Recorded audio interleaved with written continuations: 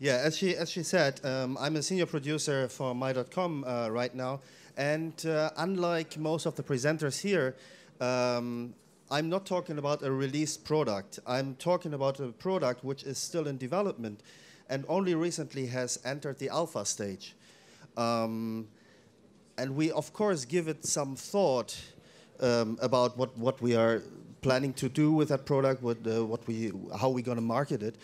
And I want to share some of my thoughts about the current system, the current environment we have facing well when we want to release a product. So come on, doesn't work.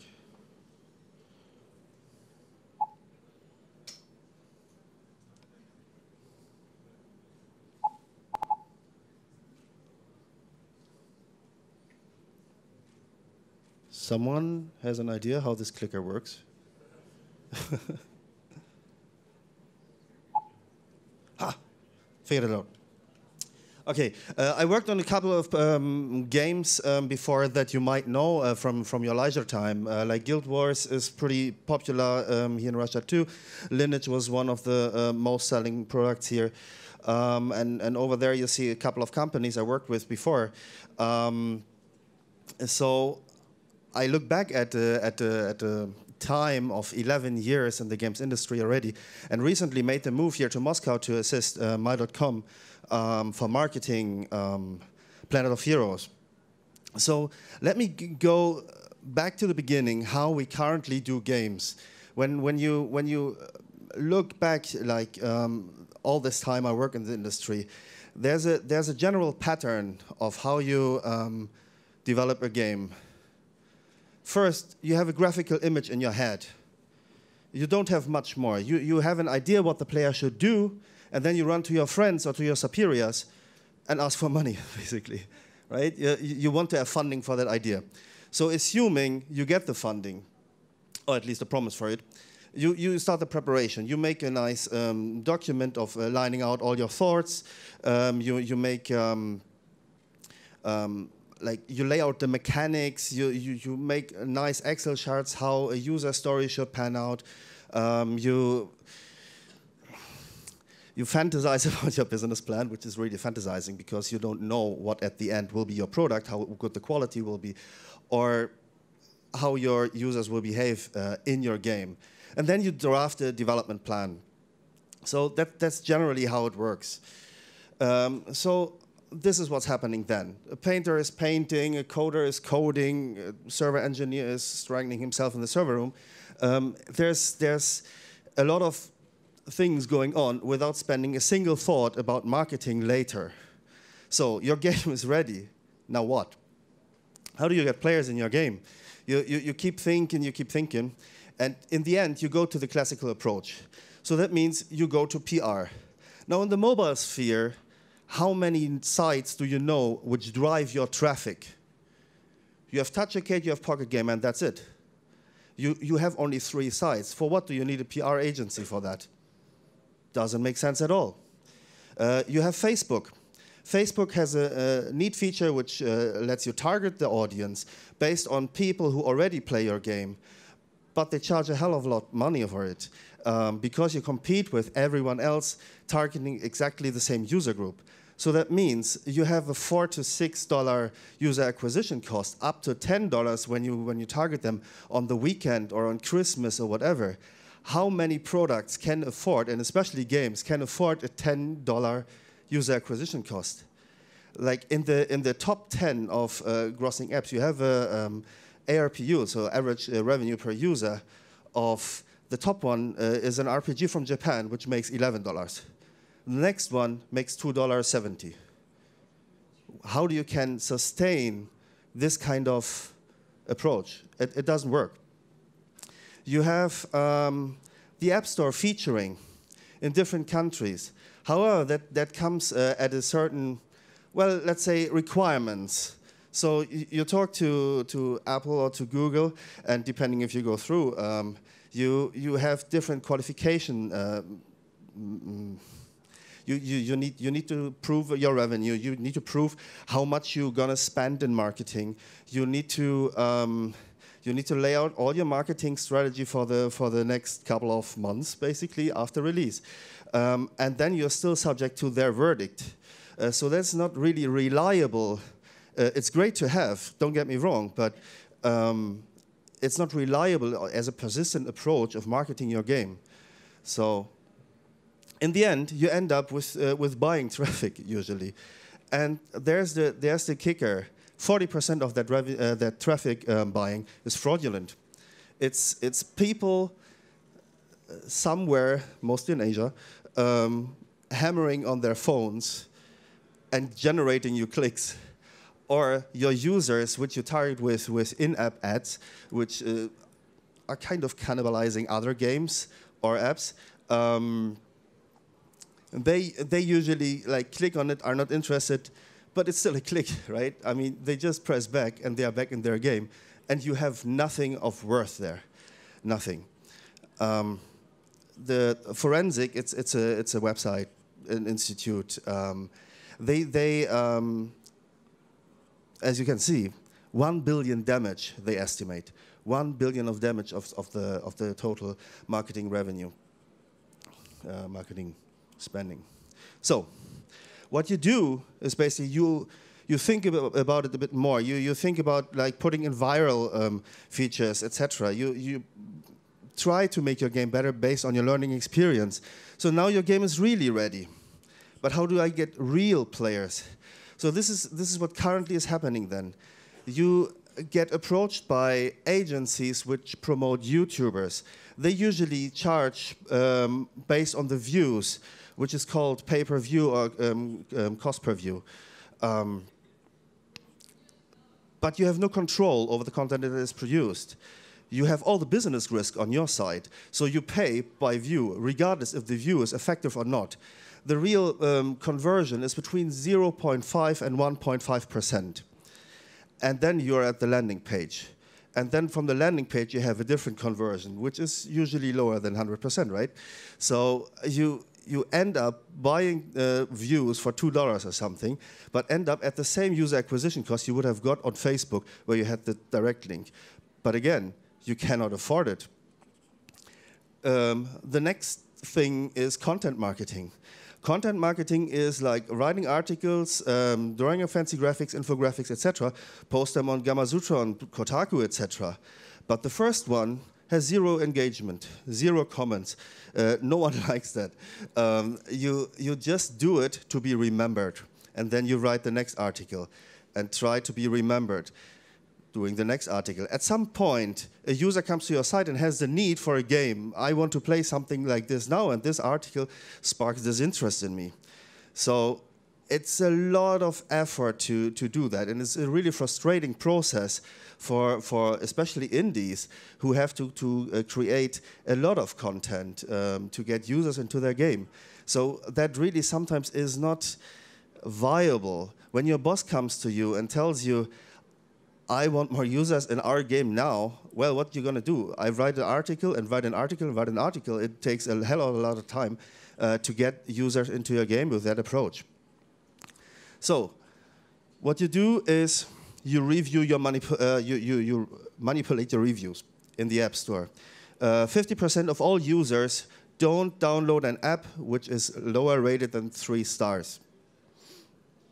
So what is happening then, you have a lot of offers on the internet, like manipulate reviews, buy reviews, whatever, and then this happens, this young lady with all the funny phones there, and she's giving one review after the other. All reviews on the store are manipulated, all of them. And the CPI looks exactly the same. You buy a CPI deal, and they do just that. They install the games on their phones, they switch the device number and do it all over. It's not a viable method for driving up your real players. So yeah, go cry. So I'm crushing a lot of dreams, especially for companies which are in that sphere, are marketing that, and I'm sorry to offend. I don't want to make you angry, But from a developer's perspective, this is really, really difficult for us to operate in, because we don't have like, we put money in and get this out, and these are real players. It's like really, really tough. So we thought, like, how can we reach our real audience? And there's one guy that can save us. This guy. His name is Kausep. He's a streamer on Twitch. Kind of big one. He streams usually League of Legends, which fits really into our target audience because we are creating a mobile MOBA. So that means their audience is exactly our audience. But we don't want to compete with them. Our product is designed to fill in the spaces, cater to the mobile user. You don't have an hour to hold your phone because you either run out of battery, or you don't just want to invest the time, because if you have the time, why not go to your PC and play the mobile there? We shrink down the session length. So the time you spend in one game competing against other players or playing the PvE missions to 7 minutes on average. So that means this guy plays League of Legends and we piggyback him, basically, going into his queue times, the time when he goes into matchmaking, fights opponents, invites his friends, is in World of Warcraft waiting for his guild members, is on the toilet, and you have these 7 minutes and you can just play. So the advantage of it is we have 25 to 30% conversion rate from his viewers to active. So these players register legitimately into our game and play it. He will assist us, or did assist us, with video shooting for our announcement video. He is an advisor on game design because he's really into it. He does it every day. So he knows exactly what is viral content. He knows what we can employ in our game. We embark him and his community into our game design. That means he creates retention with his community. He plays together, and this community goes with him to our game, because this community is not bound to a game. This community is bound to a person. He's an authority on social media. So when he twitters something, people jump into the game. People go play with him, want to play with him. So seeing this as a prime example, we targeted more streamers like this. This one is BoxBox. His real name is Albert. And this one is Tragic. His real name is Julio. And they do exactly the same. We are bridging the game communities, and we're cutting out the middlemen. There's a lot of agencies who promise you a lot of people from the streaming sphere, and all what they do is being a gatekeeper. They are parasites, so to speak. They don't offer us anything except for the contact to this person. We cut them out. The people I showed you before don't cost us anything, nothing. We engage them with hype. They are sponsored. They get paid by ads, etc. But they want to showcase something they are enthusiastic about. This guy is not. He just wants to sell his contacts. And when this guy is successful, he limits the time you get per streamer. So that means he makes more time for the minutes, for the dollar, less time for the dollar. This guy should not be the recipient of your money. The recipient of your money should be your community. It should be the streamer who's your advocate for the community. And don't beep. You should reward your own community. So, of course, you should also optimize your game or your game idea. So, your competition is 100 games every day released on the App Store, every day. So right now there's 2.6 or 2.8 million apps on this App Store. I don't know how many of these are games. I think like 40% or 60%. You have the thematic competition. So that means games which are in the same sphere, games which are like a direct competition, what you have the classic direct competition. And you compete against marketing budgets. So, for example, if we would compete with Supercell, which are really, really successful with Clash of Clans, with Clash Royale and Boom Beach, they have racked up so much money, you cannot compete with these guys. They can afford the Facebook $10. We cannot, or we want not. And most of the people cannot. So you need to have some kind of different approach. And first and foremost, on the mobile user, you compete with the time a user actually has. You have 9 hours of work, you have 8 hours of sleep, ideally. You spend, in Moscow especially, 2 hours of on transport to get to work and back. You have eating plus grocery shopping and all of this of 1 hour. And of course, you spend 1 hour in the bathroom with showering, etc., hopefully. Well, luckily, gamers usually, like the prejudice says, has no partner, so you don't have to waste time on that. So that means you compete for 2 to 3 hours of attention every day. Then you have one primary game played on the PC, and there's the time gone. What we try to do is go into the breaks. We use the transport time. You can play the game on the bus. We use the work time. You can play in your smoking break. Okay, you cannot play and sleep. That's unfortunate.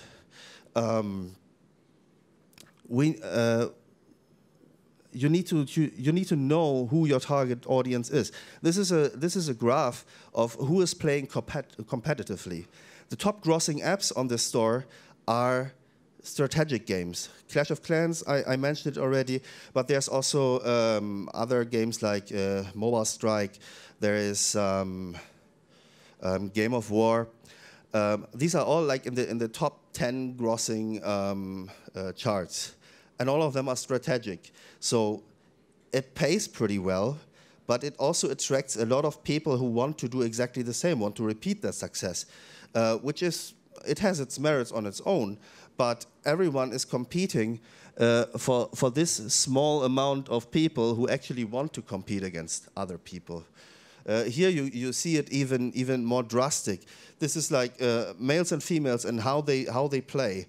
Do they play together with other people, or do they play with friends? Do they play co-op, or do they play against each other? And you see that, especially in the female sector, you don't see competition. Females usually don't want to compete against other people, neither with friends nor with strangers even less, because it infuriates. People get angry while playing when they play a competitive game. And this is a very, very big strain on the retention of the user. So you need to design it in a certain way. You need, of course, to optimize your app generally in terms of presentation. Yesterday was quite a big event. Let's say Apple has announced. So that means your title can only be 50 symbols. Before it was 255. And if you have a product like Google Earth, it says Google Earth, your real-time map direction, whatever. It's pretty much like 60, 100 characters long, and they now have to shrink it. Everyone has to shrink it. Out of the top 50 apps, 13 were not complying with Apple's new standards. If your app is crashing on startup, you will be removed immediately from the store. Apple will introduce search ads, pretty much like Google has already. Localization is, for most people, localization is just translating the text. That's not what it is.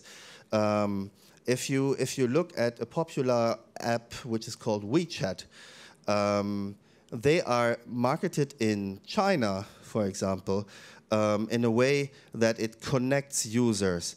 They are marketed in the US that 50 million people use it already, 150, I have no idea how many they have. But the localization depends on the mindset of people, and your screenshots must reflect this. The logos, you see 3 logos there. It's all logos from top 10 in games. All strategic, all PvP, like player versus player combat. And you see that the style is similar. It's all angry men. And that that shows that if you display an angry man, people automatically assume, because they're conditioned that way, if you see an angry man, this is a strategic game where I can beat up other players. There's other examples, of course. You can research it on your own. That more casual games don't usually display humans. They display some cartoon character in very, very bright colors. Dark colors are for hardcore audience. People immediately are repulsed if they see it and they are not a hardcore player. So this is stats from our alpha. Just to show that I'm not talking nonsense. Like 7 minutes is our ideal. We managed to do 8 because we have to make a little bit of balance on this. But this is our session length to enforce people to beat each other within 7 minutes. It's a hardcore game. It's a MOBA. It's not for everyone, certainly. But the market is big enough to warrant this. So we move the session length from typically MOBA style 40 minutes to 7 or 8 minutes.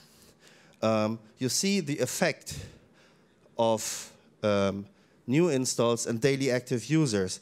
It stays the same. Like the users stay in the game, except this one dip where the Korean server was down because I fucked up. So all of this, these streamers, the stats you just saw, cost us zero. Zero. You just have to engage the people. You need to reward your community.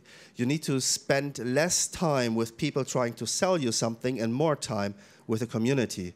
You need to use parts of your ad money and structure a CPI deal with influencers, with people who just go to your site, register on your site.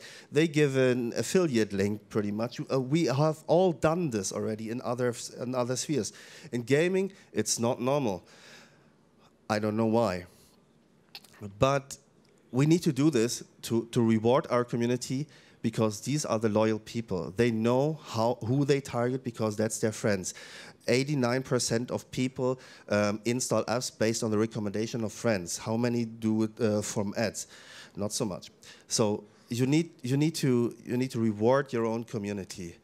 And to those people who would tell me that I'm not telling anything new, which I don't, because it was in the browser sphere already. Sony released a new game 4 weeks ago, which is called No Man's Sky. You probably have heard it. It's not a mobile game. It's a PC game. So they put a lot of marketing money. They put a lot of PR stuff. They put a lot of money into the marketing, to the push, like the normal assumption would be. It worked at the beginning. 205,000 daily users they had on the first week. And now 4 weeks later, they are down at 7,000 from 205,000. This game is doomed to fail. The press doesn't pick it up anymore. If Sony doesn't realize it, with all their manpower, all their marketing money, do you? Do you realize that these kind of mistakes are generally made in big companies and small companies, especially in indie companies, that people think about how to do stuff how they have done it in the past, and they don't adapt with the time, that they don't put the player to the number one, they don't put their community to number one, they just look at the sales and think, I need to reach this number, I need to put this money in to get that number out. It doesn't work. It doesn't work at all anymore, unfortunately. So what we want to achieve is we bond our community even into the game design. We ask them regularly for feedback. We see their stats and optimize the game based on their discussions. We go to the streams and discuss directly with the audience. With thousands of people who are watching, we're going on their streams and talk to them to see what is their, how do they react to what I just say, and not rely on SurveyMonkey results or something like that. And I can only encourage everyone to do it the same way. Involve your community into your game design, before the game is actually done.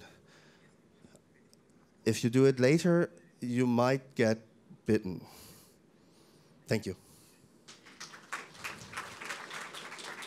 Thank you very much, Manuel. Any questions? Yeah, I think we can do some questions now. Okay, first question. Cool.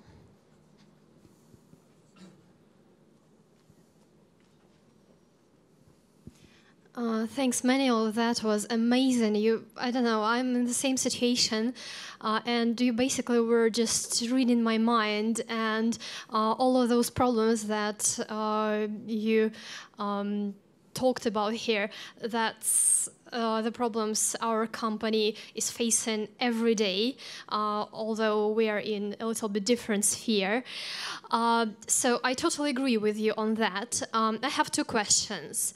The first question is probably a strategic one because as you said, lots of companies do the same mistakes over and over again, and sometimes it's really hard to persuade the top management to listen to you, to tell them that you're right, let's try this approach. So what ways do you use in persuading the top management?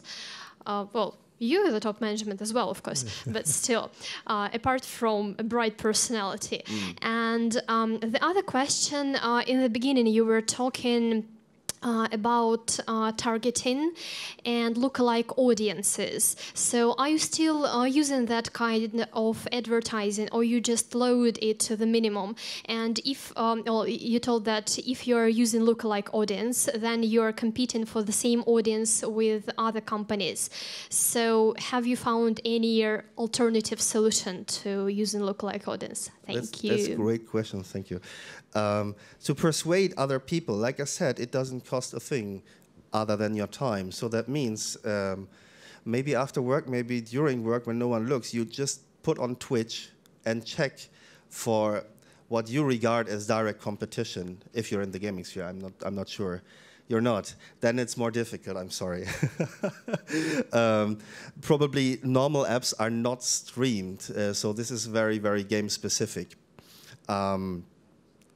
But generally, you can reach out to these people. They are mostly young people, like 20, 22. So they are kind of influenceable in terms of enthusiasm. If someone from a developer comes to them, they are quite happy and giddy and starstruck, and they will generally like to talk to you. And if you propose them a deal based on what I just said, they are usually very, very happy to accept this deal, whatever numbers you pull up, if they don't have other sponsors which pay already a lot more. So you need to find the right people. You also should not make the mistakes to go to the biggest people, because the biggest people are purely interested in their money already, and they are targeted by so many other different companies, which just drives their value up. But in the end, they don't get their community into your game as much as a smaller, more engaged streamer could do. So this one guy, Tragic, he has an audience of 30,000 people, and he is really engaged. And I hopped on his stream once, and he's every day now producing videos for us for totally free. I don't ask him for doing that. I just invested 1 hour of my time plus half an hour finding him, basically, and he's just producing.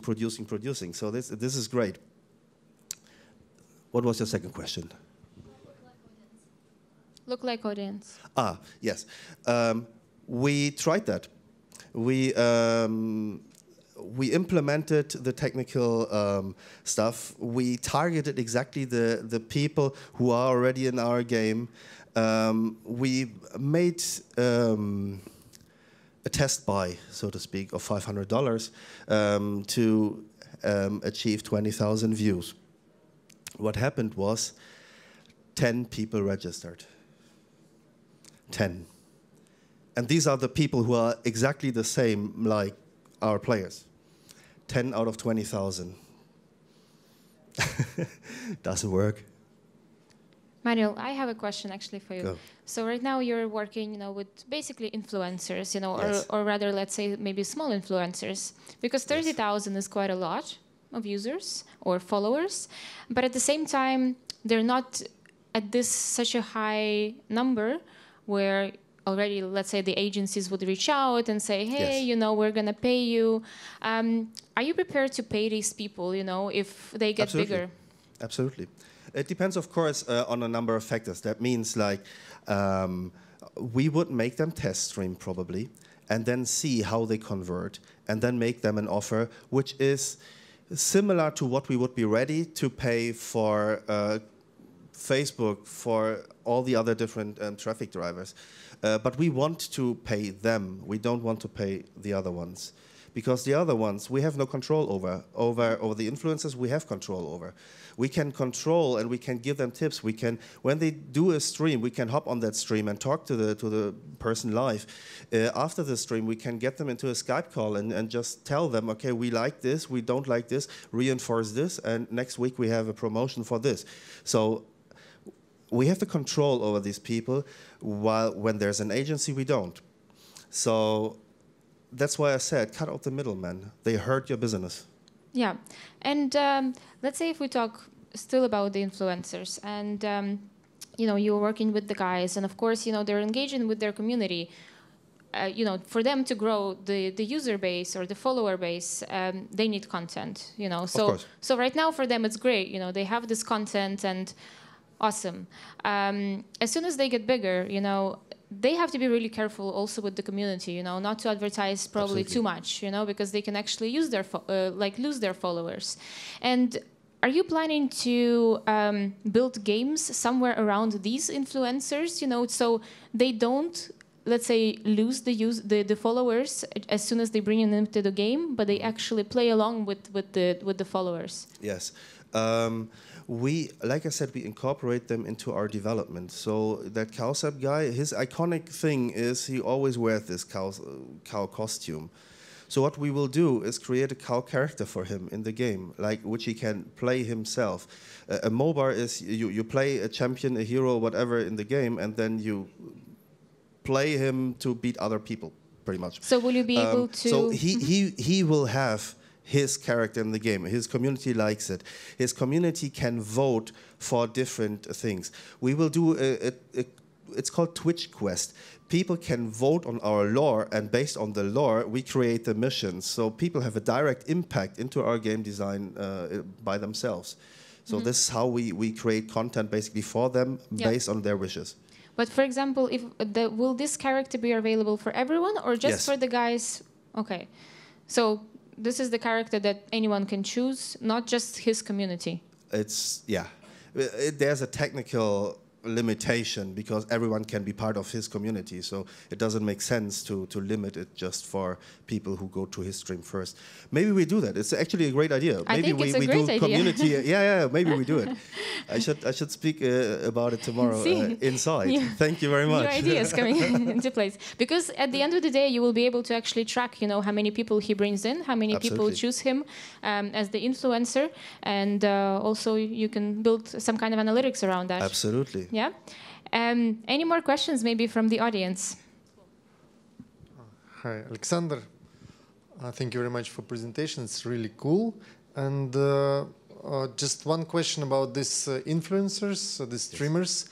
Do you think it's possible to scale them? Because I think you need not thousands of installs, thousands of players, but millions of them. That is true.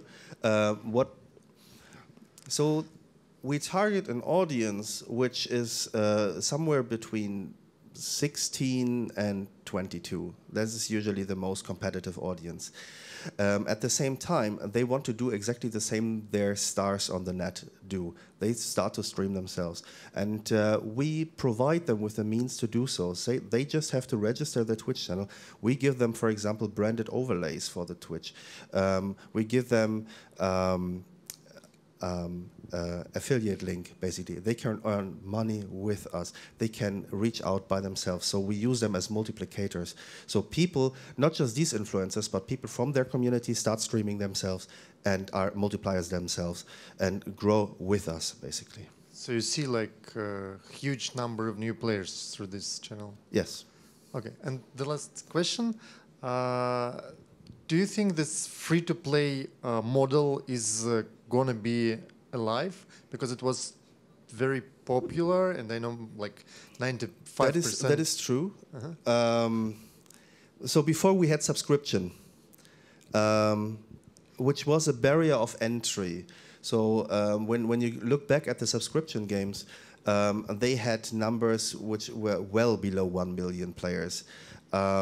It's steady income, of course. It's always nice, but people who don't play your game before, they will never buy a subscription. Apple, of course, has realized this and wants to drop their share from 30 to 15% for subscription-based apps. So it might get more attractive for developers to do that. If it works, I'm not too sure about it. Because it's a too big barrier of entrance for the players itself. If you can just download an app for 50 megabytes, 70 megabytes, download the app, play it right away, see if it's for yourself or not. This is commonly accepted, common user behavior. To commit for 1 month or 2 weeks or whatever length your subscription has, that is something mobile users usually are not ready to do so, especially if they don't know the game.